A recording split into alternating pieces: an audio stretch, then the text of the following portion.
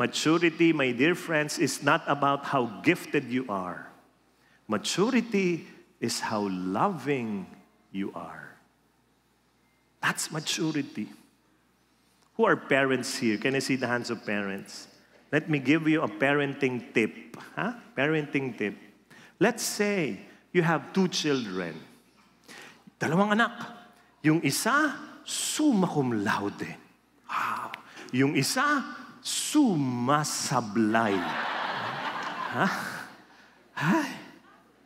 Diba? Yung isa, ito, ano ba? Diba? Yung isa, grabe, accelerated pa.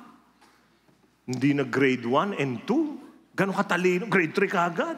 Dumidedi pa yon, grade 3 na. Napakatalino, di ba? Itong isang anak mo, di ba? 12 years in high school. Tagal, di ba? Pero, itong sasabihin ko sa inyo, they are bright in different ways. They are bright in different ways. Huwag niyo masyadong tingnan na ang brightness ng tao ay magaling lang sa math at saka science. Di totoo yun.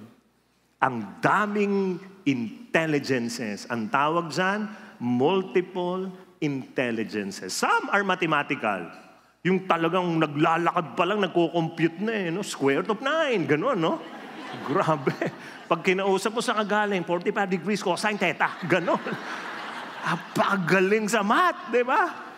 Yung iba, pag tinanong mo, 5 plus 5. Nagbilang pa no? Pero naman, pakantahin mo, genius. Genius sa kumanta. Kaya, parents, hindi pwedeng, hindi ko marunong sa math, bobo ka na. Talaga? Hindi lang ako marunong sa math, wala na ako. Hindi ako marunong sa science, wala na ako. Ay, may mga intelligences yung anak nyo, hanapin nyo. Sabihin natin, yung anak mo, hindi talaga marunong sa grammar. Hindi talaga.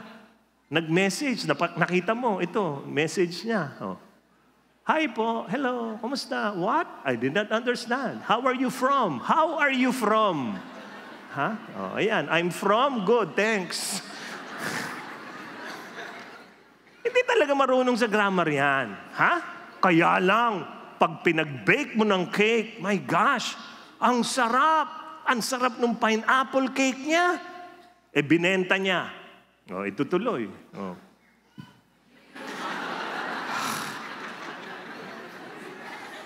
Wala talaga no?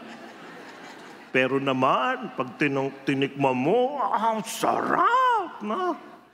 Kaya as a parent or as parents, our role is to celebrate our children with their different giftedness. Yes? Taas ang kamay ng parents. Sabihin niyo, magaling ang mga anak ko. Dapat lang. Saan ba silang galing? Sa'yo naman, di ba? Yun ang mahirap minsan No? Inaano natin yung anak natin pag nakuha mo yung card. Anak! Baksak! Mana ka sa tatay mo. Ganon, di ba? Pero pag mataas ang grade, mana kay mommy. Di ba? Tingnan mo yung giftedness nila. Tapos anong gagawin mo? Ilalagay mo sila sa ganung buhay, sa ganung path. Kaling magluto, ay kasama mo na kaagad. Bata pa lang, buksan mo na ng karinderya. Kaya mo yan, anak. Grade 1, ano? Kaya mo yan. Bili ka na Shalane, ganon, di ba? Forma. Kesa lahat na lang, wala kang kwenta, tingnan mo. But let me go deeper. Sometimes our mistake is this. We make gifts the highest goal of life. But they are not. Love must be the highest goal. Sabihin nyo nga, love must be the highest goal. Sa isang school, yung teacher, maliliit na bata, tinanong yung isa, okay, Robert, anong gusto mo paglaki mo? Tayo po siya, ma'am, paglaki ko po, ganun. Gusto ko po maging doktor. Bakit? Gusto ko pong tulungan ang mga tao. Oh, very good. Oh, ikaw, Susan, anong gusto mo paglaki mo? Ako po, paglaki ko, gusto ko maging nurse. Wow, Bakit? Gusto ko pong tulungan ang mga tao. Very good. Ikaw, George, ako po, paglaki ko, gusto kong maging mayor. Wow, bakit? Gusto ko pong tulungan ang mga tao. Wow, very good. Tinawag ngayon si Juan. Juan, ikaw, paglaki ko po, gusto kong maging mga tao. Talino, di ba? Love must be the highest goal. Ito ka, to help others. Ito ka, to help others. To help, hindi pwedeng, to help myself. So let me stress a point. Ha? Sige, bababa ako dito. Sige. Tatanungin ko kayo. Hindi mo alam kung sino sa inyo, ha? Lalapit ako. Ito ang aking gustong itanong. Bigyan niyo ako ng isang ingredient. Isa lang. Huwag niyong uulitin yung sagot ng iba. Ng tinolang manok. Isip, ha? Ingredient ng tinolang manok. Okay. Hanap tayo dito, ha? Isip. Tinolang manok. Alright. Tinolang manok. Ingredient. Malunggay. Malunggay. Yan. Huwag niyo nang uulitin, ha? May malunggay na tayo. Brother, tinolang manok. Luya. Luya! Ang galing. Siya, tinuturo mo, no? Ayan, tinuturo ka. Ang galing, ano? Ingredient. Lemongrass. Wow! What's that in Tagalog? Huh? Lemongrass. Dito tayo. Sige. Ito daw. Ikaw. Sabaw. Sabaw. Tubig, di ba? Galing, ano? Talino, ha? Sabaw. Okay. Sige. Ikaw. Huwag kang malis. Ikaw. Halika. Tinolang manok. Ingredient. Paminta. Paminta. Ang galing, ha? Manny. Dahon ng sili. Wow. Marunong. Ayan, nag-volunteer. Manok. Manok! Oo, walang manok. Manok! Ano pa? Uy, may narinig ako. Sayote. Sayote. Ano pa? Dagdagan natin. Dagdagan natin, Brad. Papaya. Papaya. Wow. Meron pa ba? Meron pa?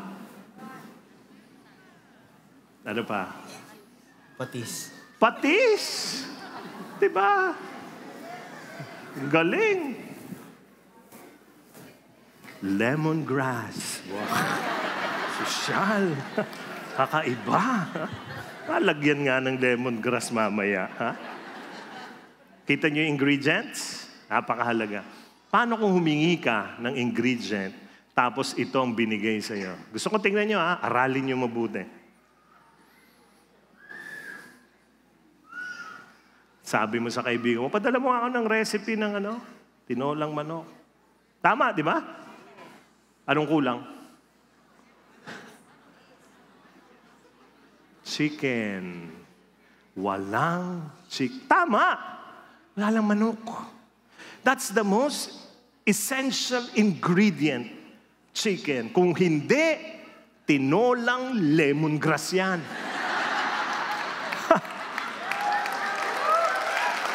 Diba? Yung pinakamahalaga na wala. Pero alam niyo ba, na minsan, that is how we do life. Gusto mo maging masaya. Sino ito gusto maging masaya ang buhay niya? Taas ang kamay. Very good. But sometimes, we put these ingredients which are important, essential. Itong ingredient ng happy life. Know yourself. Pursue your passion. Manifest your gifts so that you will be successful and live a happy life. Okay ito, ha? Kaya lang, kulang. Sabihin niyo, kulang. It lacks chicken. It lacks what St. Paul calls the highest goal. And St. Paul is telling us this truth. The purpose of life is not to be happy. The purpose of life is to love. So how do you live a life of love? Two things. Number one, self-acceptance. Sabi nga, self-acceptance. Napakahalaga niyan. Self-acceptance is self-awareness, self-development, self-forgiveness, self-worth, self-expression, self-growth, self-love. They are essential, but from my experience, the best way to grow in self-acceptance is to receive God's acceptance. Amen? You are His beloved. Tapikin mo yung katabi mo, sabi mo, you are God's beloved. Go. But if you stop at step 1, the chicken is missing. Walang manok. Kulang. The second way to live a life of love is self-abandonment. Hindi pwedeng self-acceptance lang. May nagkwento sa akin last week. Sabi niya, binasa ko yung, magugulat kayo ha, binasa ko yung manifesto ng Satanism. Sabi niya, alam mo, pag binasa mo, maganda. Ay ko, ha? Oo. Wala kang makikita doon, worship Satan. No way. Basahin mo. Sabi niya, magugulat ka. Lahat yun, worship yourself. Kulang. Hindi pwedeng self-acceptance lang. Dapat merong sense of abandonment. What is self-abandonment? To live and die for others.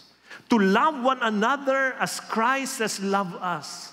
And that is our purpose. That is why Jesus said, if anyone wants to be my followers, you must forget about yourself. Grabe, no? You must take up your cross and follow me.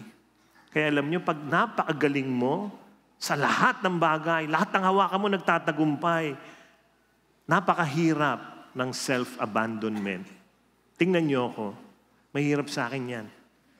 Galing. Bata pa lang ako. Kaya ako, binabantayan kong sarili ko sa pride. Kasi bata pa lang ako, ako'y palaging bida. Dito, bidang-bida ako. Tingnan nyo kayo, dami, siksikan kayo. Ba't di kayo lumipat sa ibang feast? Favorite nyo ako. Huwag na kayo pumalakpak, naniniwala ako masyado. Binabantayan ko yung sarili ko sa pride. Kasi pwedeng bumalik ako doon. Dating yabang-yabang ko. Ay, nako. Gusto ko pag ako kumanta, nakatingin kayong lahat. Kaya kahit close your eyes, open your eyes, everybody. Ganun. Pero dumaan na ako doon. Kaya lang, pwede akong bumalik doon. Ikaw, lahat ng gawin mo, tagumpay. Lahat ng self yan eh. Okay yan. Kaya lang, lagyan mo ng konti ang sarili mo ng self-abandonment. Kaya ang ganda-ganda ng mga sacrifices na pinapaalala sa atin ng simbahan. O, huwag kang kumain pag Biyernes ng karne. Di ba? O, huwag kang kumain sa Good Friday. Isang meal lang. Self-abandonment yan eh. Magsakripisyo kang galing. Galing. Bakit? Kasi lahat ng ginagawa mo tagumpay.